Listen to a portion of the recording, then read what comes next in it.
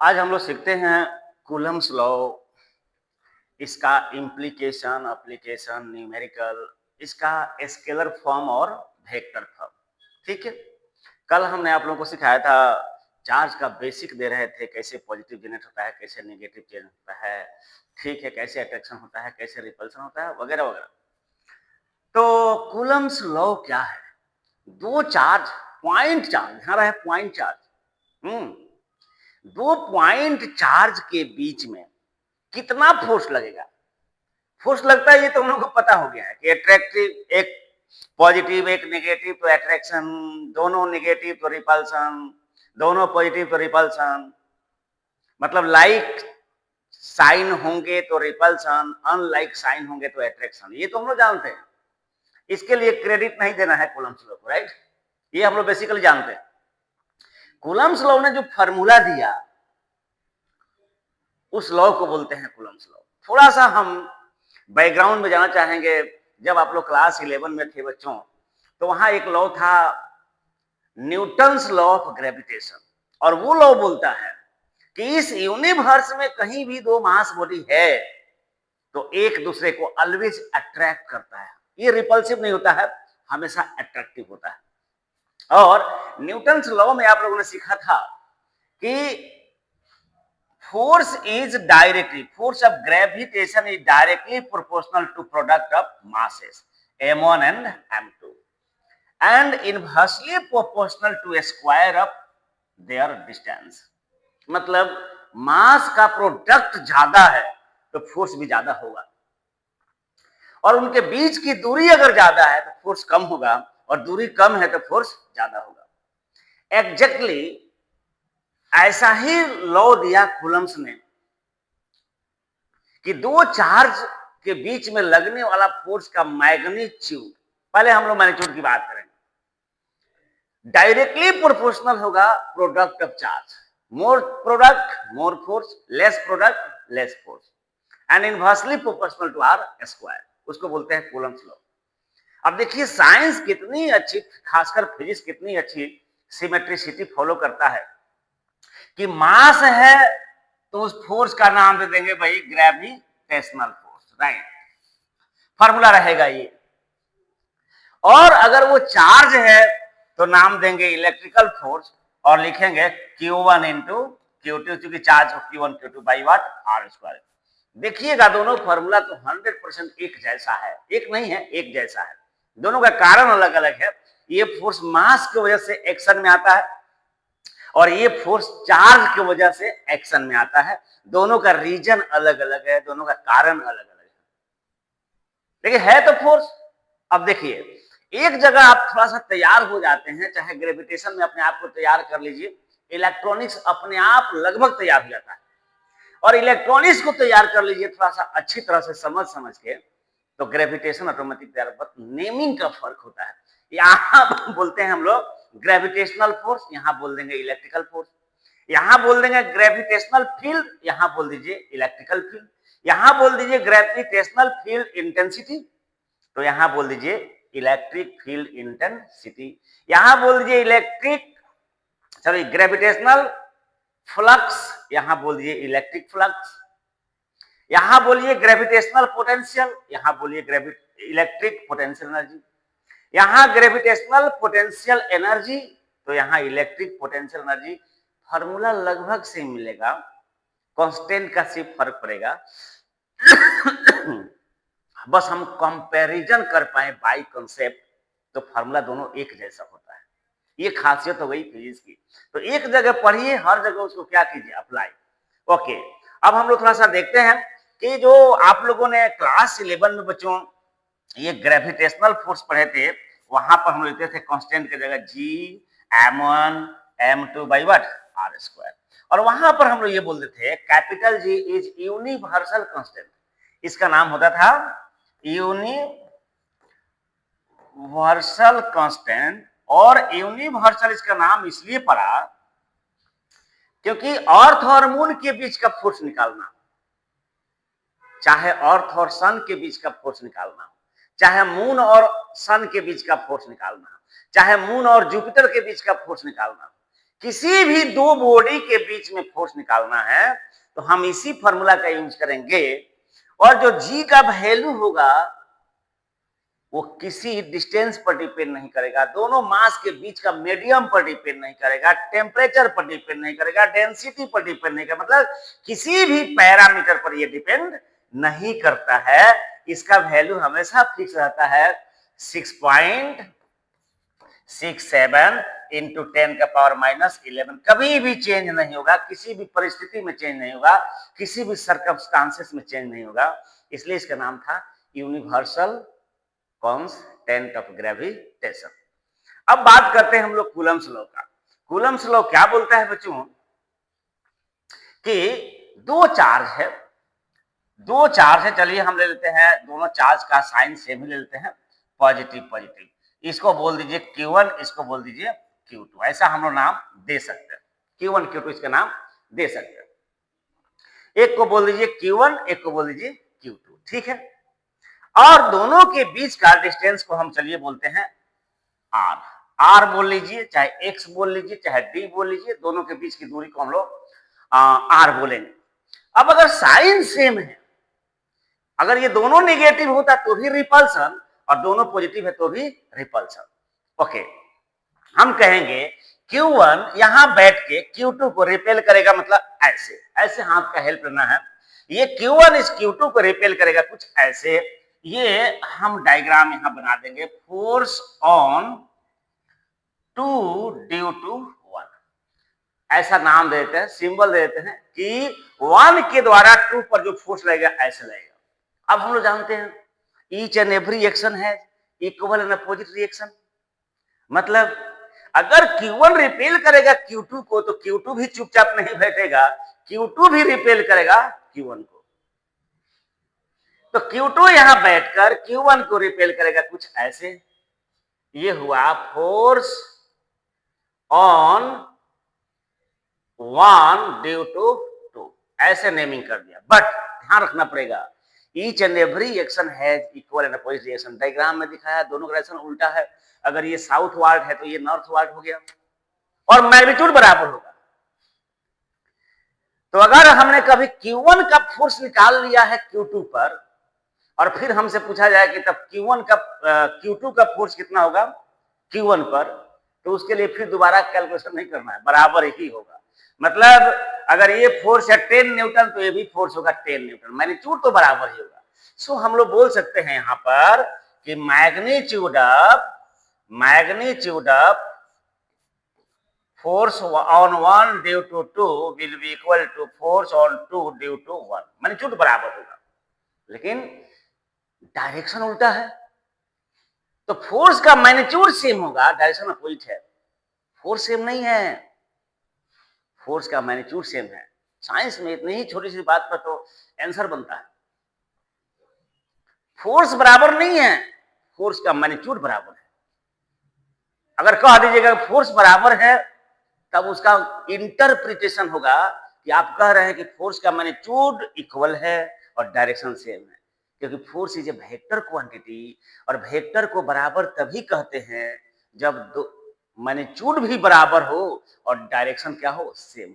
यहाँ direction same नहीं है, इसलिए कहा जाएगा, इनको वेक्टर के अगर टर्म में लिखोगे तो कुछ ऐसा लिखा जाएगा, force on 1 due to 2 equal to force on 2 due to 1, और यहां पर माइनस डाल दिया जाएगा। ये माइनस सिंबल सिर्फ ये बताएगा कि दोनों का डायरेक्शन अपोजिट है, और इक्वल डाल दिया इसका मतलब हो गया कि मैग्नीट्यूड बराबर है, राइट। तो वेक्टर फॉर्मेट में लिखेंगे तो ऐसा होगा, जिसका मीनिंग होगा कि मैग्नीट्यूड बराबर है और माइनस बता रहा है डायरेक्शन अपोजिट है। लेकिन जब मैग्नीट्यूड पूछा जाएगा तो माइनस डालने की जरूरत नहीं है, क्योंकि मैग्नीट्यूड इज नेवर नेगेटिव। हम लोग पूछते हैं how much force is acting there, तब वो माइनस बताने की जरूरत नहीं है, क्योंकि दोनों का मैग्नीट्यूड बराबर है। तो ये बेसिक चीजें हमको दिमाग में रख के चलनी होती। अब आते हैं कि कूलम्स लॉ क्या बोलता है। तो कूलम से बोलता है, it states that the electrostatic force acting between two point charges, 2 point charges. बड़ा इंपॉर्टेंट है कि कूलम्स लॉ पॉइंट चार्ज के लिए वैलिड होगा। चार्ज अगर फैला हुआ है एक लाइन के ऊपर तब तो चार्ज एक जगह नहीं है, वहां पर वैलिड नहीं होगा। यस, अट्रैक्शन रिपल्सन हो रहा होगा, बट फॉर्मूला कूलम्स लॉ का वहां एप्लीकेबल नहीं होगा। या चार्ज जो है सरफेस पर फैला हुआ है, एरिया में फैला हुआ है, तो वहां पर भी कूलम्स लॉ एप्लीकेबल नहीं होगा। Coulomb's law is applicable for point charges, मतलब चार्ज एकदम पॉइंट पर होना चाहिए। Acting between 2 point charges slash देंगे force is directly proportional to product of charges Q1 into Q2, और यहां डाल देंगे मोड। मोड मतलब माइनस हो चाहे प्लस हो, प्लस ही लेना है मैग्नीट्यूड निकालते वक्त। तो जब तक वेक्टर टर्म में हम कूलम्स लॉ को नहीं लिखते हैं तब तक हम समझ के चलेंगे कि हमको मैग्नीट्यूड निकालना है, और मैग्नीट्यूड में माइनस बताने की जरूरत नहीं है, सिर्फ बताइए हाउ मच। इसलिए चार्ज नेगेटिव भी हो तो पॉजिटिव यहां रख देंगे, बट डायग्राम बनाते हुए ध्यान रखेंगे कि अगर चार्ज नेगेटिव है और एक पॉजिटिव है तो एट्रैक्शन शो कीजिए। दोनों का साइन सेम है, मतलब दोनों पॉजिटिव है दोनों नेगेटिव है, तो रिपल्सन शो कीजिए।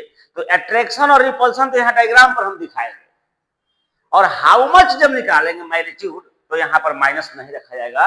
अब force is directly proportional to product of charges and inversely proportional to square of distance between them. Okay, अब पहली बात यहां पर हम लोग को देखना है, इसका मतलब कि अगर किसी एक चार्ज को डबल कर दिया जाए और डिस्टेंस सेम रखा जाए, तो किसी एक चार्ज को डबल कर दिया मतलब 2 टाइम्स कर दिया, डिस्टेंस तो चेंज किया नहीं, तो फोर्स भी 2 टाइम्स हो जाएगा। और अगर एक चार्ज को किया 2 टाइम्स, दूसरा को कर दिया 3 टाइम्स और डिस्टेंस को सेम रखा, तो 2 3 जा 6, फोर्स हो जाएगा 6 times. This is the meaning of directly proportional. Okay, अब चार्ज को सेम रखा जाए, चार्ज सेम रहे बट डिस्टेंस को डबल कर दिया जाए, तो पहले जितना चार्ज था चार्ज अब उतना ही रहा, बोलेंगे चार्ज कांस्टेंट रह गया। डिस्टेंस बढ़ गया, डबल हो गया, तो 2 का स्क्वायर 4, नीचे 4 आ जाएगा, मतलब फोर्स हो जाएगा 1/4। उसी तरह से चार्ज को सेम रखते हुए डिस्टेंस को अगर ट्रिपल कर दिया जाए 3 टाइम्स, तो नीचे में 3 का स्क्वायर 9, दैट इज फोर्स 1/9 हो जाएगा, 1/9। अगर पहले का फोर्स था x तो अब लगेगा x/9। ये मीनिंग है इनवर्सली प्रोपोर्शनल और डायरेक्टली प्रोपोर्शनल का। जब हम लोग न्यूमेरिकल करेंगे तो उसकी बात डिटेल से होगी। फिलहाल अब जैसे प्रोपोर्शनलिटी के सिंबल को हटाने के लिए हम जानते हैं किसी कांस्टेंट से मल्टीप्लाई कर देना चाहिए, जैसे न्यूटन ने भी किया था, G for gravitation capital G से। लेकिन यहां पर जो कांस्टेंट है वो कांस्टेंट थोड़ा इस प्रकार है, 1/4 पाई एप्सिलॉन नॉट। ये अजीबोगरीब कांस्टेंट यहां पर है, बाद में हम लोग इसके बारे में बात करते हैं। Into Q1 into Q2 by R square. This is the formula for magnitude of electrostatic force. Magnitude की बात कर रहे हैं अभी, कितना फोर्स लगेगा अगर निकालना हो तो इसकी बात करें, राइट। अब यहां पर हम लोग बोलते हैं, हम यहां पर बोलते हैं where epsilon naught is constant. चलिए यहां से एप्सिलॉन नॉट फिलहाल हटाते हैं। Epsilon is constant and is called permittivity of medium. Medium का यहां मतलब होगा दो चार्ज के बीच में जो मीडियम है। एयर है तो air is a medium, water है तो water is a medium, vapour है vapour is a medium, mica है mica is a medium, metal है मेटल इज ए मीडियम। अब ध्यान देना पड़ेगा, कल हम लोग बात किया था भाई कि चार्ज हमें कहीं ढूंढने नहीं जाना है। अगर हम मैटर की बात करें तो इसके अंदर ही इलेक्ट्रॉन भी है और प्रोटॉन भी है, मतलब पॉजिटिव भी है नेगेटिव भी है, बट जितना पॉजिटिव उतना नेगेटिव है। होता क्या है, होता क्या है, मीडियम का क्या असर होता है। तो दो चार्ज यहां था मान लीजिए, और दोनों के बीच इंटरेक्शन था, अट्रैक्शन चाहे रिपल्सन। फिलहाल अगर दोनों के बीच में वैक्यूम है, मतलब कोई मटेरियल नहीं है, और कोई मटेरियल नहीं है इसका मतलब है कोई भी अदर चार्ज वहां अवेलेबल नहीं है। यानी कि हम बात करें कि ये था चार्ज Q1 और ये है चार्ज Q2, और दोनों के बीच की दूरी है कितनी R, और यहां पर मीडियम के रूप में कुछ भी नहीं है, मतलब वैक्यूम है, वैक्यूम है। तो इसका मतलब कोई अलग मैटर नहीं है, और मैटर नहीं है तो वहां पर इलेक्ट्रॉन और प्रोटॉन भी अवेलेबल नहीं है, जो कि खुद चार्ज है। तो यहां की बात करें तो, और दूसरा एक सिचुएशन की बात करें, मान लीजिए कि यहां एक चार्ज है Q1 और यहां एक चार्ज है Q2, इनके आपस में इंटरेक्शन तो हो ही रहा है। अब अगर हम कोई अलग मीडियम ला के रख लें, सिंपलिसिटी के लिए समझिए, सिंपलिसिटी के लिए समझिए कि दोनों के बीच में कोई मीडियम मेटल ही रख देते हैं, ये समझना हमारे लिए ज्यादा आसान होता है। मान लो बच्चों के मेटल ही रख दिया, और कल जैसे हम लोग बात किया था कि मेटल के अंदर होते हैं फ्री वाले इलेक्ट्रॉन्स, और इलेक्ट्रॉन पर नेगेटिव चार्ज। अब क्या होने वाला है, देखिए होने वाला क्या है ये देखते हैं कि ये अगर पॉजिटिव होता और ये अगर नेगेटिव होता, जस्ट इमेजिन, कुछ भी हो सकता है, तब तो इस मेटल के अंदर जो इलेक्ट्रॉन है नेगेटिव है, इस नेगेटिव के द्वारा रिपेल होगा, इस पॉजिटिव के द्वारा अट्रैक्ट होगा, इधर का इलेक्ट्रॉन भाग के इधर आ जाएगा। सो यहां पर डेवलप हो जाएगा माइनस, और यहां डेवलप हो जाएगा क्या, प्लस। मतलब इन दोनों चार्जेस के बीच में दो नए चार्ज भी डेवलप हो गए, और हर चार्ज दूसरा चार्ज को अट्रैक्ट या रिपेल। ऐसा नहीं होगा कि ये दोनों चार्ज अट्रैक्शन रिपल्सन में है तो तीसरा आएगा तो वो बोलेगा तुम लोग आपस में ही कर लो, हम चुपचाप बैठे, ना ना ना, हर चार्ज दूसरा चार्ज को अट्रैक्ट और रिपेल करेगा, इंटरेक्शन तो होगा। मतलब हम पहले वाला सिचुएशन की अगर बात करें तो अगर पूछा जाए कि Q1 पर ये सिचुएशन में सिर्फ Q1 पर कितना फोर्स लग रहा था, तो कौन फोर्स लगा रहा होगा, सिर्फ Q2 ही फोर्स लगा रहा होगा। इधर मान लीजिए 10 न्यूटन का फोर्स लगा रहा है मान लो, बट जैसे यहां पर मीडियम रखा, मेटल, इलेक्ट्रॉन थे उसके अंदर शिफ्ट हो गए, शिफ्ट हो गए, और शिफ्ट होके उन्होंने नया चार्ज डेवलप कर दिया। अब क्या होने वाला है सोचिए, ये जो आपका Q2 है ये तो पहले के जैसा अट्रैक्ट करते रहेगा, बट ये जो नए चार्ज आए, ये जो नए चार्ज आए, अगर ये नए चार्ज आए तो थोड़ा सोचिए कि इनका क्या होने वाला है। पहले के जैसा ही मान लिया जाए कि ये प्लस, ये भी प्लस, ये Q1 ये Q2, कुछ ऐसा मान लिया जाए, और यहां पर रख दिया जाए मैटर, तो हम लोग ये कहेंगे भाई, ठीक है, हम लोग यहां पर ये कहेंगे, ये मान लीजिए कि पहले जैसा कंपेयर करते हैं, ये प्लस और ये माइनस, तो फोर्स अट्रैक्शन था मान लीजिए 10 न्यूटन का, और यहां पर ये प्लस और यहां पर ये माइनस, ठीक है। यहां डेवलप हो गया क्या चीज, माइनस, और यहां डेवलप हो गया क्या चीज, प्लस, क्योंकि इसने इसके इलेक्ट्रॉन को खींच लिया होगा।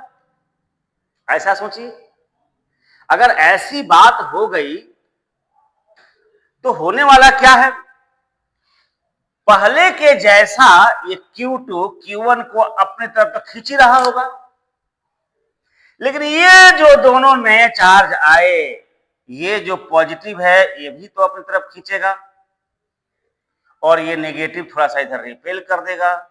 मतलब दो नए फोर्स और उस पर एक्शन में आ गए।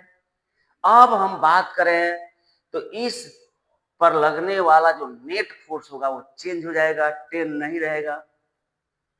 ठीक है, पहले तो सिर्फ इस Q2 के द्वारा उस Q1 पर फोर्स लग रहा था, इस बार Q2 तो पहले के जैसा यहां फोर्स लगाते ही रहेगा, बट ये जो नए दो चार्ज डेवलप हुए वो भी तो थोड़ा पुश और पुल करेंगे और इसलिए नेट फोर्स पहले के रेस्पेक्ट में अब चेंज हो जाएगा। दैट इज मीडियम आने के वजह से जो नेट इंटरेक्शन था दो चार्जेस के बीच में वो घट जाएगा या बढ़ जाएगा? घट ही जाएगा, क्योंकि फोर्स उल्टा लग रहा है। मतलब मीडियम का असर पड़ता है इलेक्ट्रोस्टैटिक फोर्स पर। ये बिल्कुल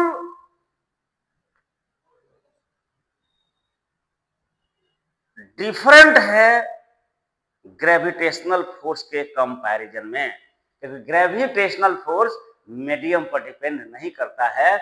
इसलिए जो वहां पर कैपिटल जी था, जिसको हम लोग यूनिवर्सल कांस्टेंट ऑफ ग्रेविटेशन बोलते थे, वो चेंज नहीं होता है, जबकि यहाँ पर ये जो कांस्टेंट होगा ये चेंज होते रहेगा। इसीलिए यहाँ पर सिंपली हम लोग के नहीं बोलते हैं, बल्कि बोलते हैं कि यहाँ जो कांस्टेंट आएगा वो मीडियम वाइज चेंज होता रहेगा। अब हमने इस एप्सिलॉन का नाम दिया है permittivity. What is the meaning of permittivity? Permit करना। क्या चीज को परमिट करना?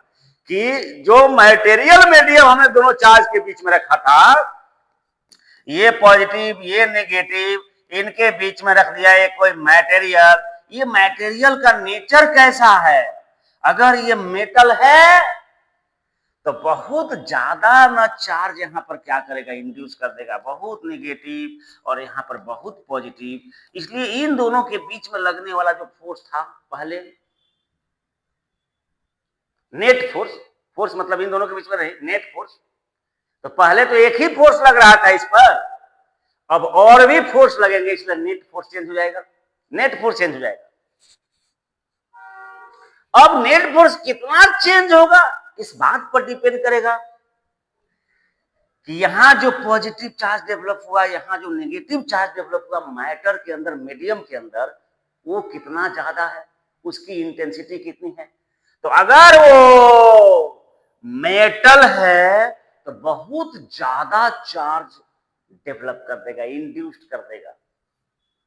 इसलिए इस पर लगने वाला नेट फोर्स पर बहुत ज्यादा इफेक्ट पड़ जाएगा। अगर ये इंसुलेटर है, अब इंसुलेटर भी तरह तरह के होंगे, कोई पोलर होगा कोई नॉन पोलर होगा, उनका फिर इफेक्ट अलग अलग होगा। ठीक है, तो इन दोनों चार्ज के बीच में लगने वाला जो इंटरएक्शन होगा मीडियम के भीतर, वो इस बात पर अब डिपेंड करने लगेगा कि उनके बीच वाला जो मीडियम है वो कैसा है। अगर वो ज्यादा चार्ज परमिट किया, परमिट मतलब इंड्यूस किया, परमिट किया, तो फोर्स ज्यादा कम हो जाएगा, इफेक्ट हो जाएगा, और कम चार्ज इंड्यूस किया तो इफेक्ट कम पड़ेगा। ठीक है, तो वैक्यूम के केस में तो कोई मीडियम नहीं रहेगा, इसलिए वहां पर कोई चार्ज परमिट नहीं होगा बीच में, जो रहेगा सो ये दोनों ही रहेगा, बीच में कोई चार्ज नहीं आएगा इंटरवेन करने के लिए, इफेक्ट डालने के लिए, इसलिए वहां पर फोर्स मैक्सिमम होगा। बाकी किसी मीडियम में खुद चार्ज इंड्यूस हो जाएगा और वो भी उस फोर्स पर असर डालेगा, इसलिए फोर्स थोड़ा कम हो जाएगा। इसलिए इस कांस्टेंट का नाम दिया गया परमिटिविटी ऑफ द मीडियम। मतलब मीडियम कितना परमिट कर रहा है चार्ज को इंड्यूस होने के लिए। In case of vacuum, vacuum के केस में it is denoted by epsilon not. Vacuum के केस में इसको एप्सिलॉन नॉट से रिप्रेजेंट किया गया और एक्सपेरिमेंट के द्वारा इसका वैल्यू निकाला गया है। एक्सपेरिमेंट के द्वारा इसका वैल्यू निकाला गया है epsilon naught equal to 8.85 into 10 का पावर -12 और यूनिट निकालना है तो यहां से निकाल लीजिए। कहां से? F equal to 1/4 pi epsilon into Q1 into Q2 by R square. Force का यूनिट न्यूटन, ये 4 ये पाई तो कांस्टेंट 1/एप्सिलॉन रहने दीजिए यूनिट निकालने के लिए। चार्ज का यूनिट कूलम, ये भी चार्ज का unit coulomb, coulomb into coulomb, coulomb का स्क्वायर और डिस्टेंस का यूनिट मीटर, मीटर का स्क्वायर। क्रॉस मल्टीप्लाई कर दीजिए, यहाँ एप्सिलॉन को ऊपर लाइए, न्यूटन नीचे चला जाएगा। इसका यूनिट हो गया कूलम स्क्वायर पर न्यूटन पर मीटर का स्क्वायर। सिंपल निकल गया। ये वैक्यूम के केस में होगा। वैक्यूम की परमिटिविटी सबसे कम है, बाकी किसी भी मीडियम का परमिटिविटी बहुत ज्यादा होता है। मेटल का परमिटिविटी इनफाइनाइट।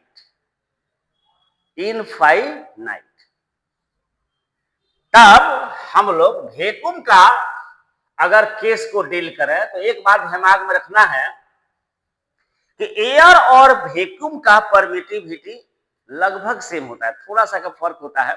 तो न्यूमेरिकल प्रॉब्लम सॉल्व करते वक्त हम लोग एयर भी दिया रहेगा तो वैक्यूम मान लेते हैं, ठीक है, ये ट्रेडिशन रहेगा।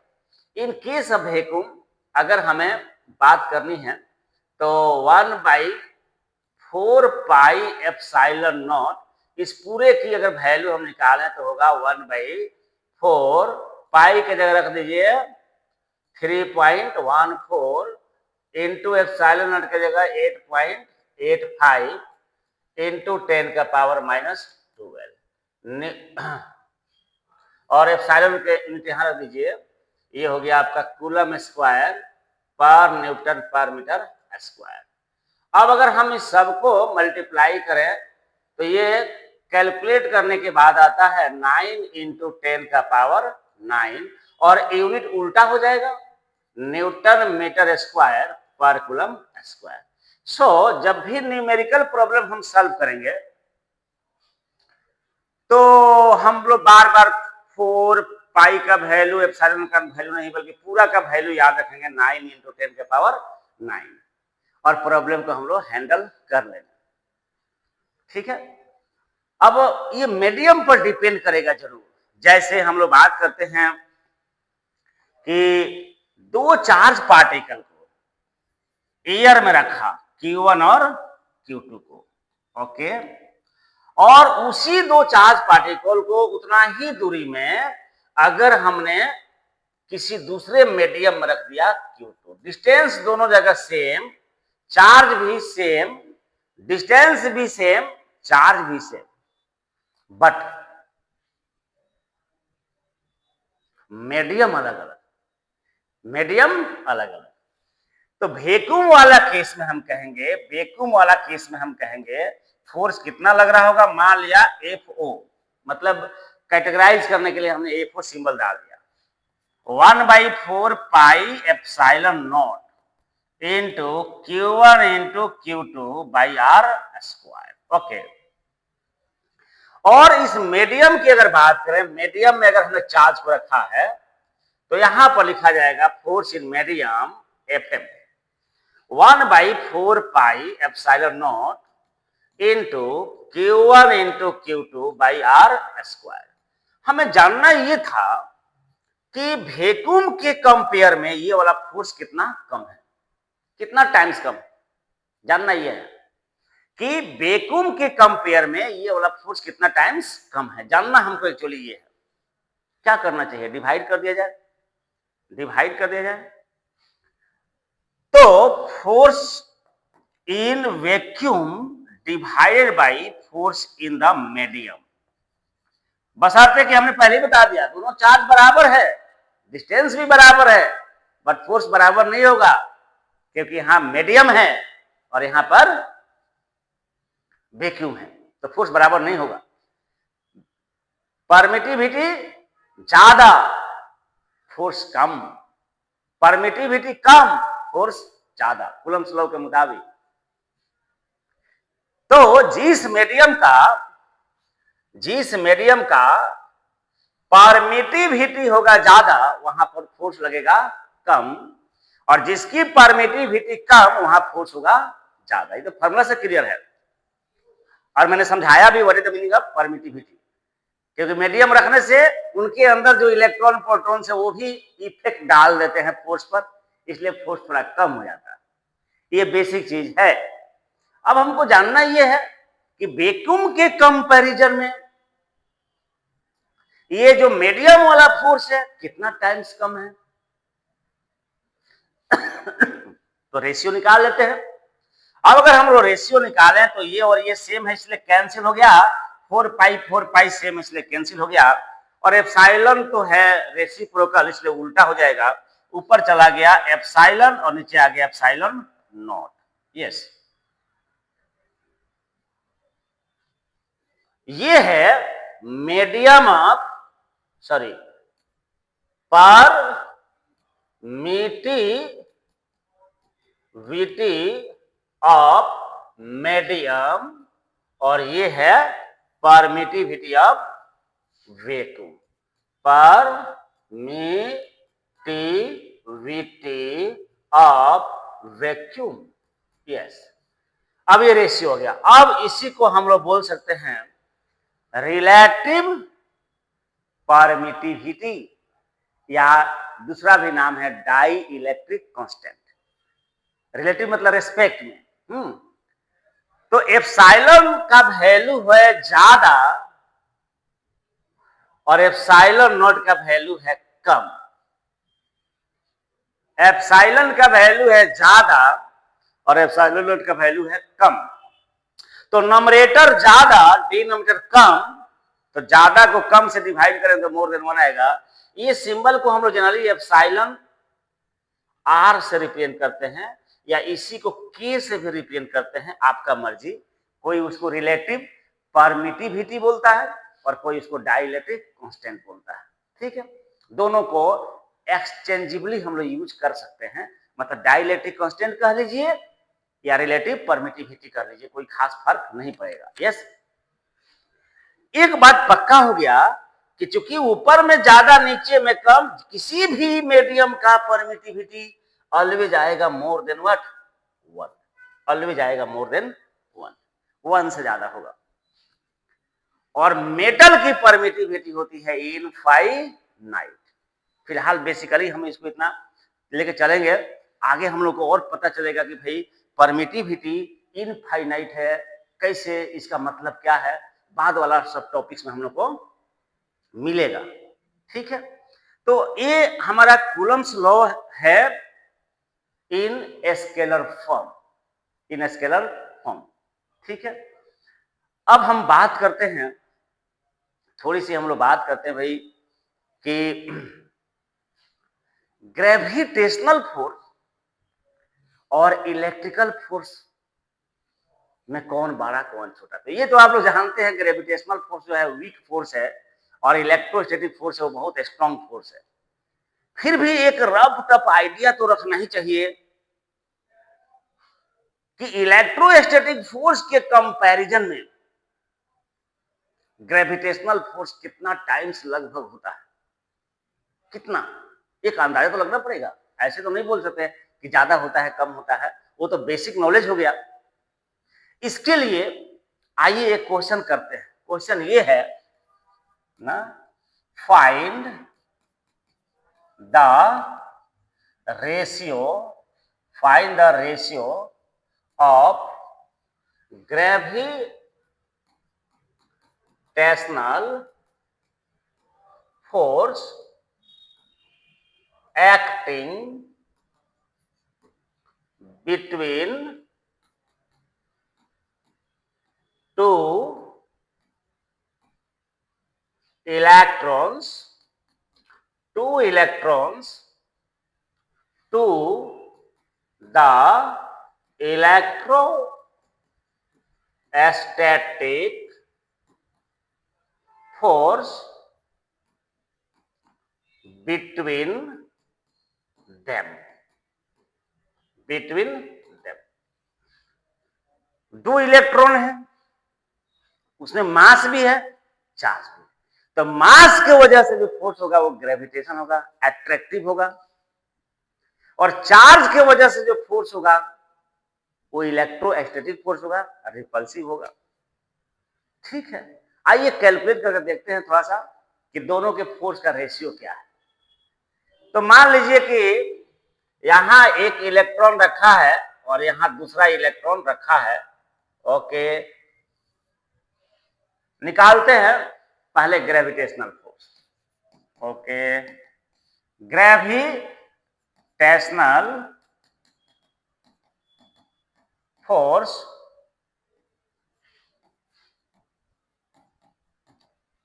F G, G mass of electron, mass of another electron by R square. चलिए ठीक है, इतना लेके छोड़ देते हैं।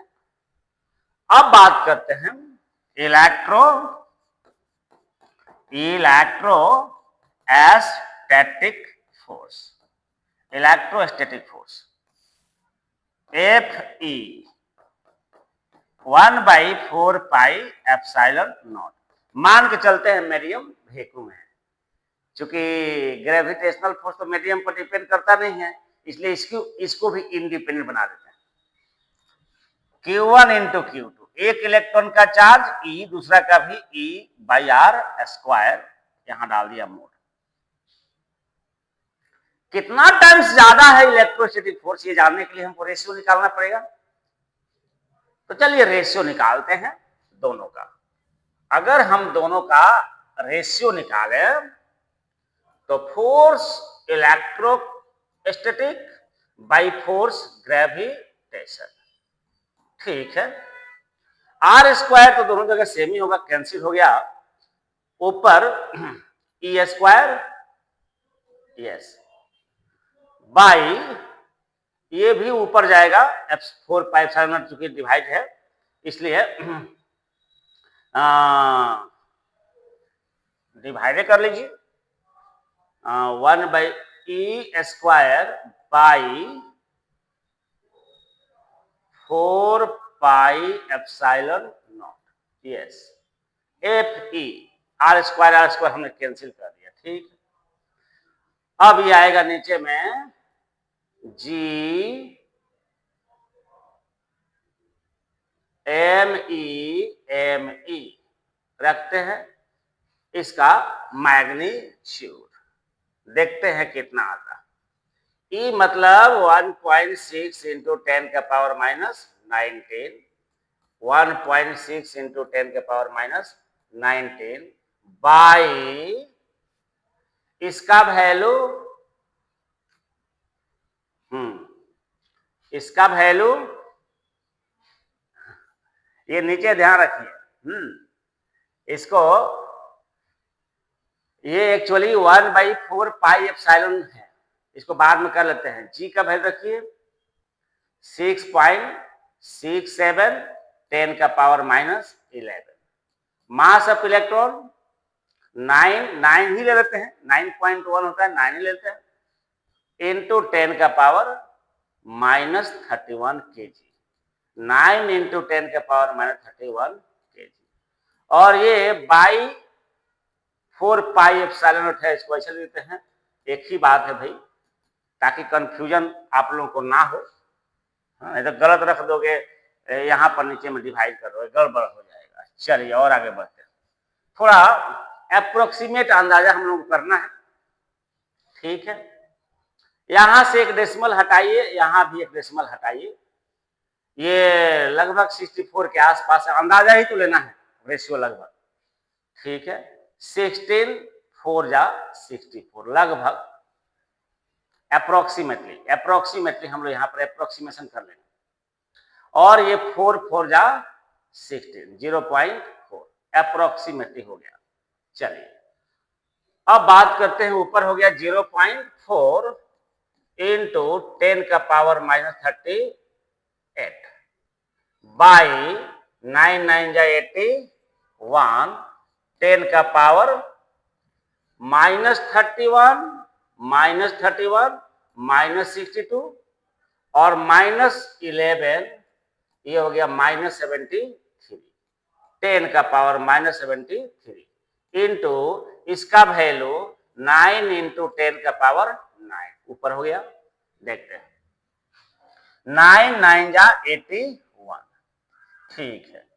चलिए अब 10 का पावर देखते हैं, 0.4 बाई 9 इंटू 10 पर पावर कितना, तो ये माइनस है ऊपर जाके प्लस, तो 9 प्लस 73 ये हो जाएगा 82। 82 में से ये माइनस करेगा 38, तो माइनस कर लीजिए 38। 12 में से 8 गया 4 और 7 में से 3 गया 4, 44 आ रहा है। यस, ये 44 आ रहा है, ठीक है। 10 का पावर हो गया 44 लगभग। अब हम बात करते हैं इसको थोड़ा सिंप्लीफाई करने का, हमको रफ टफ अंदाजा लेना है। लगभग इसको एक डेसिमल दे दीजिए, हो गया ऊपर 4, 10 का पावर 43, यस 4/9, ओके।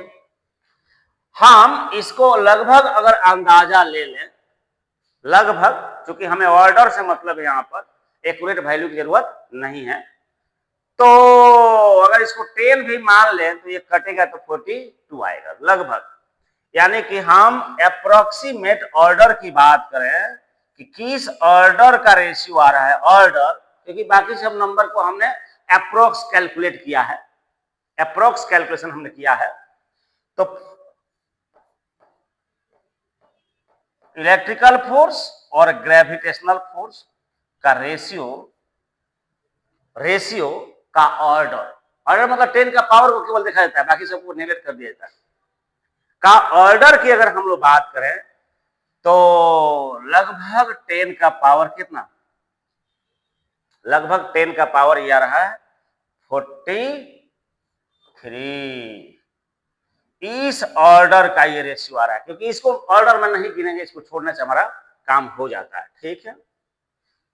मतलब ये हुआ कि ग्रेविटेशनल फोर्स के कंपैरिजन में electrical force many times beyond imagination है, वेरी वेरी लार्ज। इसलिए हम लोग बोलते हैं nuclear force is the strongest force in the nature. Second number पर आता है इलेक्ट्रोस्टैटिक फोर्स, थर्ड नंबर पर आता है मैग्नेटिक फोर्स और फोर्थ नंबर पर आता है ग्रेविटेशनल फोर्स, जिसको वीक फोर्स कहा जाता है, ठीक है। तो बच्चों ये जो ऑर्डर है इंपॉर्टेंट होता है, कई बार सीबीएसई में पूछ चुका है कि स्ट्रॉन्गेस्ट फोर्स कौन सा है, वीकेस्ट फोर्स कौन सा है। तो ये चार जो फंडामेंटल फोर्सेस हमने बताया, उसमें से इलेक्ट्रोस्टैटिक फोर्स सबसे स्ट्रॉन्ग और ग्रेविटेशनल फोर्स होता है सबसे वीक होता है, ठीक है। तो इसीलिए हम लोग देखते हैं भाई, कल हमने जो दिखाया था आप लोग को, कि कल वाला वीडियो फिर से देखिएगा आप लोग, मैंने दिखाया था कि जब पीवीसी पाइप को हमने क्लॉथ से रगड़ लिया था तो इतना हेवी केन को भी ये खींच रहा था, चार्ज इलेक्ट्रिकल फोर्स। तो इलेक्ट्रिकल फोर्स इतना स्ट्रॉन्ग है कि इतना हेवी केन को खींच रहा है, बट ग्रेविटेशनल फोर्स नहीं खींच पाता है। मास तो इसमें है ही ना, और यहाँ केन रख दीजिए ना, तो ये मास नहीं खींच पाता है। अट्रैक्शन हो रहा होगा नो डाउट ग्रेविटेशन की वजह से भी, बट अट्रैक्ट नहीं कर पाता है, खींच नहीं पाता है, चलता हुआ दिखाई नहीं पड़ता है, क्योंकि ये फोर्स इतना वीक है, इतना वीक है कि सरफेस के ऊपर लगने वाला फोर्स ऑफ फ्रिक्शन उसको चलने ही नहीं दे पाता है। जबकि वहीं हमने उसको रगड़ लिया था, जब ये चार्ज हो गया तो स्पीड से खींच रहा था और ये स्पष्ट हम लोग को दिखाई पड़ रहा था।